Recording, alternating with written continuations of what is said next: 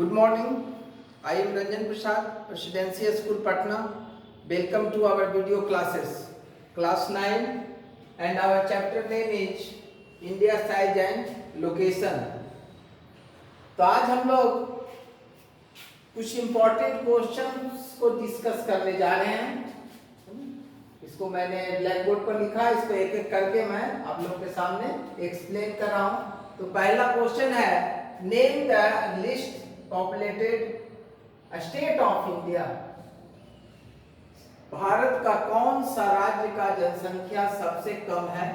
तो इसका आंसर होगा Sikkim is the least populated state of India. Our second question is, हम लोग का दूसरा क्वेश्चन क्या है?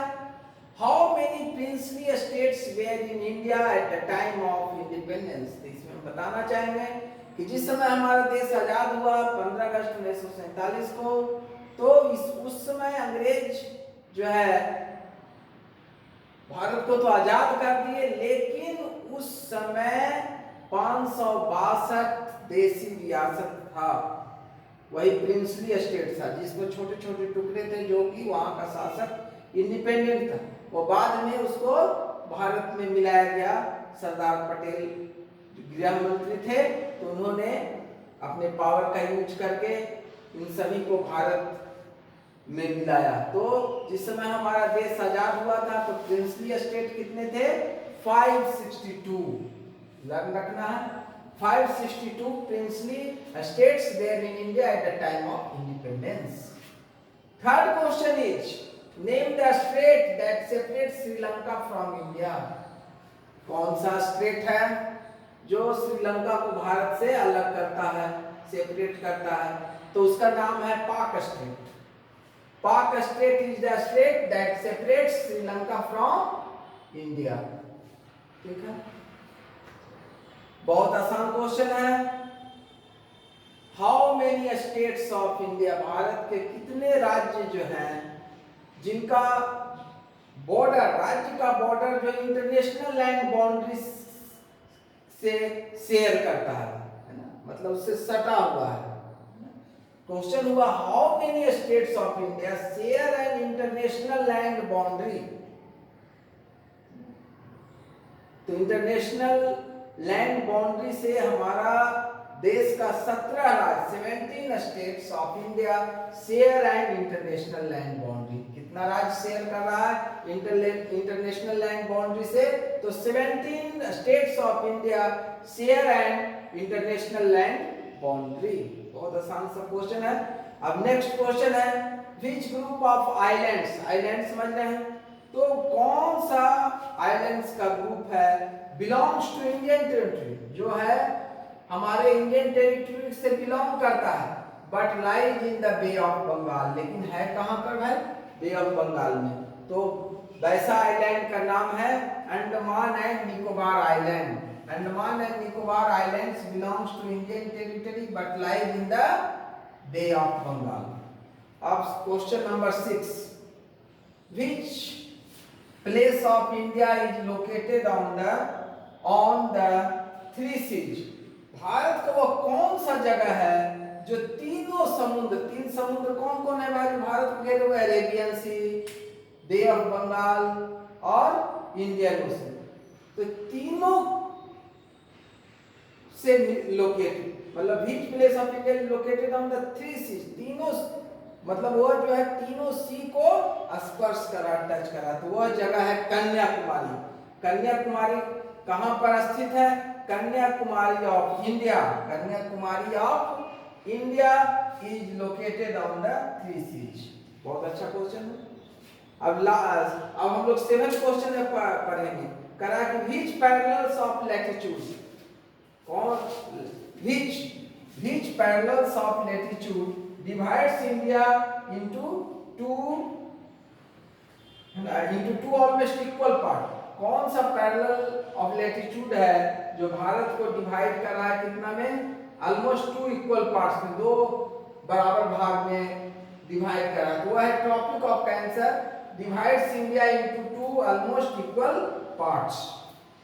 आवर नेक्स्ट क्वेश्चन, हमारा नेक्स्ट क्वेश्चन है, which group of islands islands का कौन सा ग्रुप जो है belonging to the Indian territory lies in the Arabian C, which group of Indian island, which group of islands belonging to the Indian territory, जो किससे belong कर रहा है, Indian territory lies in the Arabian सी, कौन सा जो है island जो है वह अरेबियन सी में है, भारत का जो बिलोंग करता है इंडियन टेरिटरी से, लेकिन कहां पर है, अरेबियन सी में है। तो उसका आंसर हम लोग क्या लिखेंगे, वो उसका आंसर क्या होगा, लक्षद्वीप।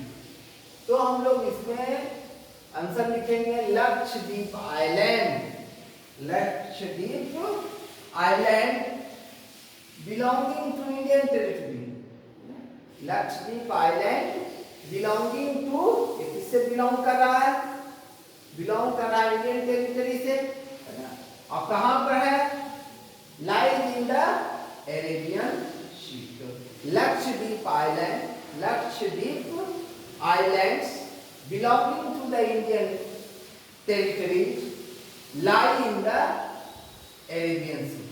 समझ में आ गई, क्वेश्चन था, फिर से समझिए कि कौन सा आइलैंड जो बिलोंग करता है इंडियन टेरिटरी से लेकिन कहां पर है, अरेबियन सी में। तो उसका आंसर हम लोग का क्या होगा, उस आइलैंड का नाम होगा Lakshadweep island belonging to Indian territory and lies in the Arabian sea. अब हमारा next question, that is question number 9, question number 9। Question number 9 में हमारा क्वेश्चन है which longitude is selected as the standard meridian for India, करा which longitude is selected as the standard meridian for India, कौन सा longitude को हम लोग select कर रहे हैं किसके रूप में, standard meridian for India. Standard meridian कौन है, तो 82 degree 30 minute east longitude, 82 degree 30 minute east longitude is selected as the standard meridian in India. ठीक है, अब हम लोग का next question, that is question number 10। अब आ रहा है कि which canal has reduced, canal मतलब नहर, which canal has reduced India's distance from Europe by 7,000 kilometre, मतलब हम लोग ने ऐसा कौन सा नहर बना जिसके द्वारा भारत और यूरोप को, जो हम लोग समुद्री रूट से जो है यात्रा करते थे, तो वह उस नहर के बन जाने से 7,000 किलोमीटर दूरी घटा देगा। कौन सा नहर है ना, किस नहर ने भारत और यूरोप के बीच में 7,000 किलोमीटर की दूरी को रिड्यूस कर दिया, मतलब घटा दिया, कम कर दिया। बहुत अच्छा क्वेश्चन है। उस रिवर का, उस कैनल का नाम है स्वेज कैनल, नाम सुने होंगे। The Suez Canal has reduced, Suez Canal ने क्या रिड्यूस किया, India distance from Europe by 7,000 kilometre. मतलब अगर वह स्वेज नहर नहीं बनता तो भारत से यूरोप जाने में हमको जितना दूरी का सफर कर रहे हैं उसमें और 7,000 किलोमीटर दूरी हम लोग को क्या करना होता, सफर करना होता। बहुत हमारे लिए वरदान हुआ कि भारत से अगर हम लोग यूरोप जाते हैं स्वेज नहर के थ्रू तो हमारा दूरी 7,000 किलोमीटर घट जाता है। और नेक्स्ट क्वेश्चन, व्हिच कमोडिटीज, समझ रहे हैं कमोडिटीज मतलब वस्तु, तो what commodities were taken from India, करा कि what commodities were taken from India, मतलब भारत से ले जाया जाता था कहां पर, to various parts of the world. कौन सा कमोडिटीज मतलब वस्तु को भारत से संसार के दूसरे भागों में ले जाया जाता था उसको बिक्री के लिए, है ना। यहाँ का कौन कौन सा वस्तु भारत से हम लोग कॉमोडिटीज को भारत से हम लोग संसार के दूसरे पार्ट में ले जाते थे। पहला है स्पाइसेस। तो स्पाइसेस प्राचीन समय से स्पाइसेस में आपका आ जाएगा कार्डामम मतलब इलायची, क्लव्स दैट इज लौंग, तो ये सब स्पाइसेस है ना। फिर आपका और भी है क्यूमिन दैट इज जीरा, ये सब दालचीनी है ना। और भी है दालचीनी है, ये सब जो है स्पाइसेस के अंतर्गत आपका हल्दी भी आता है ना। तो ये सब स्पाइसेस हमारे देश से कहाँ संसार के दूसरे भाग में ले जाया जाता है। एक स्पाइसेस हुआ, दूसरा हो गया मछली। मछली एक वस्त्र हुआ, बहुत उत्तम कोटि का रेशम से बना हुआ वस्त्र को मसलिन कहते थे। तो the spices, muslin and many other merchandise they are taken from India to different countries. अब our next question is which water body separates Sri Lanka from India? Bharat कौन सा वाटर बॉडी जो है श्रीलंका को किससे अलग करता है? भारत से अलग करता है। मतलब अगर वो वाटर बॉडी नहीं रहेगा तो भारत और श्रीलंका एक ही मिला हुआ रहेगा, तो उसका नाम है श्रीलंका। तो उसका आंसर क्या लिखिएगा? Sri Lanka is separated from India. Sri Lanka is separated from India. Sri Lanka India से सेपरेट होता है किसके द्वारा? बाय ए नैरो चैनल, बहुत नैरो चैनल है। किसका? Narrow channel of sea, narrow channel of sea. किससे बना? Formed by the Palk strait and the gulf of Mannar. जो श्रीलंका को भारत से सेपरेट करने वाला कौन है भाई? और किसके द्वारा सेपरेट होता है? तो एक नैरो चैनल से, चैनल है किसका है? समुद्र का। नैरो चैनल ऑफ सी किससे बना? Form by the Palk strait and gulf of Mannar. Okay, अब हम लोग क्वेश्चन नंबर 13 को पढ़ेंगे। तो क्वेश्चन नंबर 14 कहता है through which place the standard meridian of India. तो स्टैंडर्ड मेरिडियन इसके पहले हम लोग डिस्कस कर लिए हैं क्वेश्चन नंबर 9 में कि किस कौन सा लॉन्गिट्यूड को सेलेक्ट किया गया स्टैंडर्ड मेरिडियन ऑफ इंडिया, है ना। क्वेश्चन नंबर 9 देखिएगा। देखिए यहाँ पर आपका क्वेश्चन नंबर 9 है which longitude is selected as the standard meridian of India? Our answer is 82 degree 30 minute east longitude is selected as the standard meridian of India. लेकिन यहाँ पर हमारा क्वेश्चन कुछ अलग है।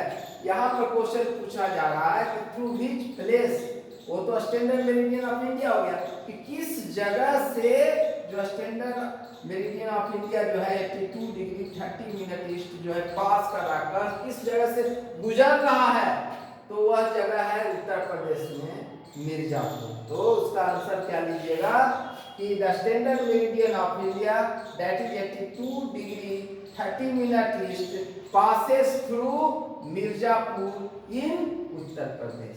ओके, अब बहुत कम क्वेश्चन बचा है, सिर्फ 2 क्वेश्चन बचा है, तो इसको भी लोग डिस्कस कर लेते हैं। तो अब हम लोग आते हैं क्वेश्चन नंबर 14 पर। तो क्वेश्चन नंबर 14 है which is the oldest route of contact between India and oldest, यहाँ पर आया, ध्यान दीजिएगा। तो इंग्लिश में पढ़े हैं ओल्ड, ओल्डर, ओल्डेस्ट, मतलब ये सुपरलेटिव डिग्री, मतलब इससे पुराना हो ही नहीं सकता, मतलब सबसे पुराना रूट। रूट मतलब मार्ग, रास्ता। तो कह रहा which is the oldest route of contact, contact means संपर्क। तो ओल्डेस्ट रूट ऑफ कंटेक्ट किसके किसके बीच में? इंडिया एंड अदर कंट्री, मतलब कौन सा ओल्डेस्ट मार्ग है, रास्ता है संपर्क का, जिसके द्वारा भारत का संपर्क दूसरे देश से होता था। तो ओल्डेस्ट रूट ऑफ कांटेक्ट हमारा जो है लैंड रूट है, स्थल मार्ग है। तो स्थल मार्ग जो है, स्थल मार्ग के द्वारा ही हम लोग दूसरे देशों से कांटेक्ट में थे, संपर्क में थे। तो इसका आंसर लिखिएगा land route is the oldest route of contact between India and other countries. Okay, अब आइए क्वेश्चन नंबर 15। और इतना जो क्वेश्चन दिया जा रहा है सबको आप लोग को लर्न कर लेना है। Question number 15, how had India kept her relationship with the world in ancient. Ancient समझ रहे हैं, प्राचीन समय में, है ना, रिलेशनशिप आपसी संबंध। तो कहा कि how had India kept her, किस प्रकार भारत ने अपना रिलेशनशिप रखा किसके साथ, वर्ल्ड के दूसरे कंट्रीज के साथ, कब, एंशिएंट टाइम में, मतलब प्राचीन समय में विश्व के अन्य देशों के साथ जो है भारत ने रिलेशनशिप किस प्रकार रखा, हाउ है, कैसे रखा। तो कांटेक्ट रखने के लिए वहां हमको आना जाना होगा। आज के समय का तो मोबाइल नहीं है, टेलीफोन नहीं है कि हम भारत में बैठ कर अमेरिका में बात करेंगे। हमको किसी से मिलने जाना है तो भाई हमको पैदल जाना है, उसके पास पैदल से जाए।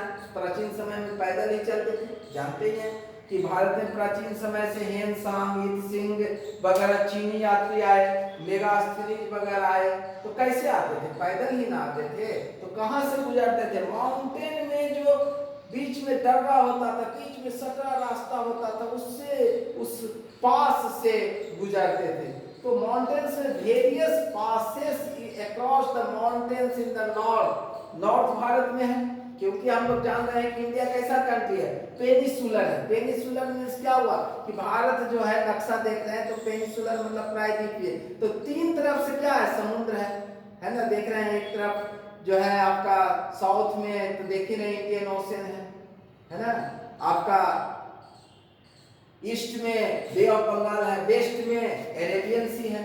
तो उस समय तो आपका 1498 में ना भाई वास्को डी गामा सी रूट से पताया। उसके पहले भी हमारा भारत में चीनी यात्री वगैरह दूसरे देश से आए हैं। हम लोग पढ़े हैं कि चीनी यात्री आए बहुत पहले। तो उन लोग कैसे आते थे, तो उत्तरी भाग में तो एक ही रास्ता था हमारा, हिमालय पर्वत है, तो हिमालय पर्वत भी चढ़ के नहीं आ सकते। तो पर्वत के बीच बीच में दर्रा होता था, पासेस होता था माउंटेन्स में, नॉर्थ में से ही आ सकते थे जो भी जब समुद्री यात्रा के पहले जो भी आए हुआ नॉर्थ डायरेक्शन से ही आए, है ना। तो कैसे आए भाई, तो various passes across the mountains in the north have provided passage to the ancient travellers. जो प्राचीन यात्री आए वो किसके तरफ से आए भाई, तो माउंटेन्स में जो दर्रा बना हुआ है ना, माउंटेन्स, वो भी माउंटेन्स हमारा जो है नॉर्थ में है, उन्हीं उसी पासेस से एंशिएंट ट्रेवल आया। और क्यों आए, while the oceans restricted such interaction for a long time, क्योंकि ओशन से का समुद्री यात्रा ही नहीं, समुद्री मार्ग का ही हमको ज्ञान नहीं था, है ना। समुद्री मार्ग का ज्ञान हमको हुआ वास्को डी गामा जब 1498 में भारत पहुंचे तब हुआ। तब यूरोपियन जो है फिर 1498 के बाद जो है समुद्री रास्ता से आने लगा। उसके पहले जो है एक ही संसार के अन्य देशों से हमारा संपर्क का एक ही दिशा था, हुआ था उत्तर, और वह था माउंटेन के पासेस के थ्रू हम दूसरे देश के यात्री या हमारे देश के व्यापारी दूसरे देश में जाते थे। तो हम लोग समझ गए, तो इसको समझ लीजिए। Various passes across the mountains in the north have provided passage to the ancient travellers while the oceans restricted मतलब प्रतिबंधित करना, रोकना। जबकि क्या होते थे, एशियन रिस्ट्रिक्ट करता था, ओशियन समुद्री मार्ग रोकता था। सच इंटरेक्शन कैसे आने जाने कोई for a long time. Okay, thank you.